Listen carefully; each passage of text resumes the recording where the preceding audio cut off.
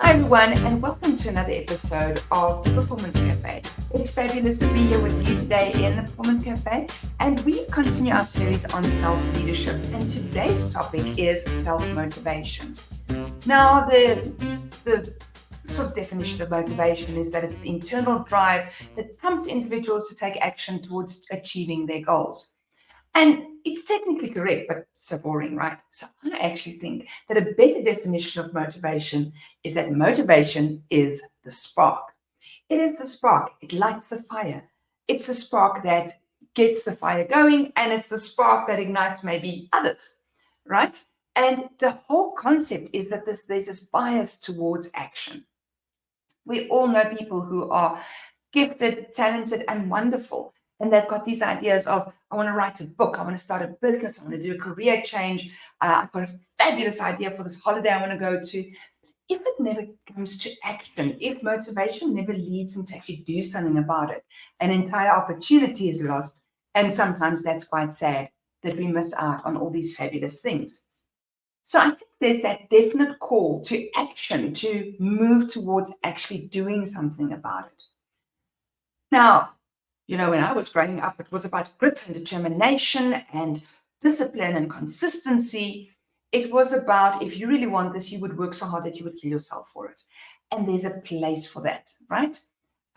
We take a look at the work of Angela Duckworth and grit. We'll get back to that later in the next episode. Then we see that there is place to work really hard and to be committed towards mastery and getting something done. But there's also been a very large shift that I, as a strengths coach, really enjoy, and that is around optimizing motivation because we're going to map, or by making this goal more appealing. How do the strengths work? How does this, how's this more fun for me? How is this more part of my wheelhouse? I'm not saying we shouldn't push ourselves to grow, but I think there's something to be said for starting within what works well for us, what we're very motivated to do already, what we are interested in. So if we follow that logic and we take a look at, for example, the work of Ryan and Deasy and self-determination theory, they came up with this concept of goals can be intrinsic or extrinsic. Now, difference being intrinsic is driven by internal rewards, such as personal satisfaction. It's aligned to my goals. It's aligned to my values, my self-concept. It is basically, I want to do it because I enjoy it. It is who I am. It is already important to me, right? That stuff lights our fire, even when no one else is in a room. On the other hand, we've got extrinsic motivation. This is motivation that drives us because of external rewards, such as recognition. I want to stand up on the stage and receive that award. Monetary gain. I want that money, and money is fine because also we know that this is the way that our lives work, right? It doesn't make it a negative thing, but it just means that unless you are really money driven, it's not going to make you feel the same as an intrinsic reward. I'll give you an example. If you have someone who is working in a job to earn a salary, but they hate the job, they're doing this maybe to take care of their family. The intrinsic reward is taking care of my family. The extrinsic reward is that I'm going to get money. But they're still doing it because they know they should, or someone else told them they should. But actually, they would prefer not to. So when we take a look at this concept of intrinsic motivation, what we have to understand is that we need that self-awareness. We need to understand why this is important to us. Because you see, that motivation is going to help maintain the interest and the energy levels over time. Because none of us actually, no matter how good our goals are, I work for myself in my ideal industry. But there's still things I don't like doing, like finances, but don't tell anyone, having to, do administration and stuff. But my point is that I will do those things because I know of the bigger purpose, the bigger goal, the intrinsic goal that it supports. So that's about that sustained effort. When we speak of motivation, I think we must just understand that we're not always going to feel confident. We're not always going to feel like, oh, yay, I love absolutely every single part of this. But I think it is about how do we sustain that effort?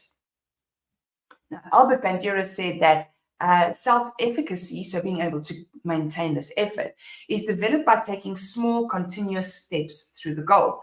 And just to recap, when I last week's session, when we were talking, or episode, when we were talking about NICE goals, so the NICE stands for near term, input-based, controllable, and energizing. And it's not going to be energizing unless we actually are interested.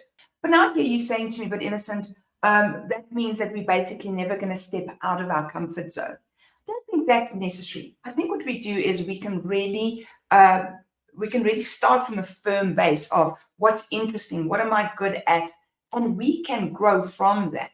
And where I really love this concept and where it came from, where I've seen it play out very well, is Mihai Csikszentmihalyi's concept of flow, where he says, we're going to this state where everything just flows, we can do the work forever, we lose track of time, we're not feeling exhausted by the effort. And if you take a look at his work, he says that flow is actually not meeting your capabilities and skills. It's actually putting it slightly higher so that you're working in this place of competence, but every single time you're just setting that bar a little bit higher so that you're constantly growing.